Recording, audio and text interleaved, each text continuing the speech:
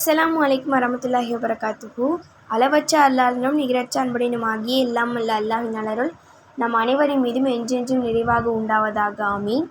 அல்லாஹின் பேரல்லால் தர்மம் அப்படின்ற தலைப்பில் தான் நான் இன்றைக்கி பேச வந்திருக்கிறேன்.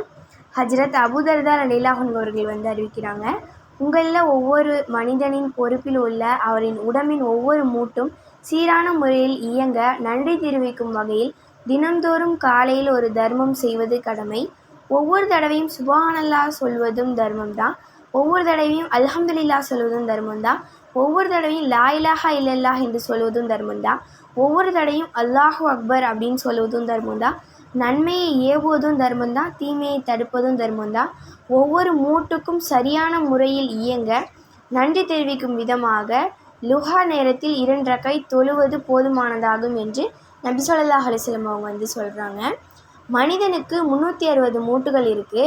ஒவ்வொரு மூட்டும் ஆரோக்கியமாக இருப்பதற்கு நன்றி செலுத்தும் முறையில் ஒரு தர்மம் செய்வது அவன் மீது கடமை அப்படின்னு ரசூலுல்லாஹி ஸல்லல்லாஹு அலைஹி வஸல்லம் அவங்க சொன்னாங்க. அப்படி சொல்கிறப்போ அல்லாஹ்வின் திருத்தூதரே, இவ்வளோ தர்மம் செய்ய யாரால் முடியும் அப்படின்னு சஹாபா பெருமக்கள் கேட்குறாங்க. பள்ளிவாசல்லே எச்சி இருப்பதை பார்த்தா அதை புதைப்பதும் தர்மம் தான்.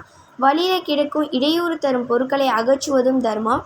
இந்த செயலுக்கு உனக்கு சந்தர்ப்பம் கிடைக்காவிட்டால் லுஹாவுடைய 2 ரக்காத் தொழுவது இந்த தர்மங்கள் அனைத்திற்கும் பகரமாக உமக்கு போதுமானதாக இருக்கும் அப்படின்னு ரசூலுல்லாஹி ஸல்லல்லாஹு அலைஹி வஸல்லம் அவங்க சொன்னதை கேட்டதா ஹஜ்ரத் புரைதா ரலியல்லாஹு அன்ஹு அவர்கள் அறிவிக்கிறாங்க. ஹஜ்ரத் அபூ ஹுரைரா ரலியல்லாஹு அன்ஹு சொல்கிறாங்க, யார் லுஹா தொழுகை 2 ரக்காத்தை வழமையாக தொழுது வராங்களோ அவங்களுடைய பாவங்கள் அவங்களுக்கு மன்னிக்கப்படுது. இந்த பாவங்கள் கடல் நுரை அளவு இருந்தாலும் சரியே அப்படின்னு ரசூலுல்லாஹி ஸல்லல்லாஹு அலைஹி வஸல்லம் அவங்க சொல்லியிருக்கிறாங்க.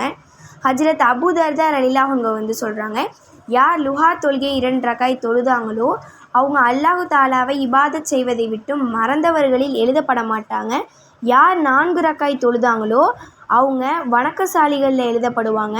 யார் 6 ரக்காத் தொழுதாங்களோ அவங்க அந்த நாளுடைய வேலைகளில் உதவி செய்யப்படுகிறது அவங்களுக்காக. யார் 8 ரக்காத் தொழுதாங்களோ அல்லாஹு தாலா அவரை வழிபட்டவர்களில் எழுதுகிறான். யார் 12 ரக்காத் தொழுதாங்களோ அவங்களுக்கு அல்லாஹு தாலா சுவனத்தில் ஒரு மாளிகை கட்டுறான்.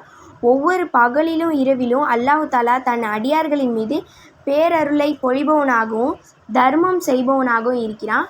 மேலும் அல்லாஹு தாலா தன் அடியார்களின் மீது செய்யும் நல்வாய்ப்பை அவ்வடியானுக்கு அருளியதாகும் என்று ரசூலுல்லாஹி ஸல்லல்லாஹு அலைஹி வஸல்லம் அவங்க சொல்கிறாங்க.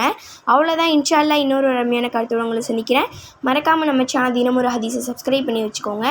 நம்மளும் இதை மாதிரி நிறைய தர்மங்கள் செய்யணும். நானும் நீங்களும் நிறைய தர்மங்கள் செய்வதற்கு அல்லாஹ் சுப்ஹானஹு வ தஆலா கிருபை செய்வானாக. வாஹிர் தஅவானா அனில் ஹம்துலில்லாஹி ரப்பில் ஆலமீன். அஸ்ஸலாமு அலைக்கும் வரஹ்மத்துல்லாஹி வபரகாத்துஹு.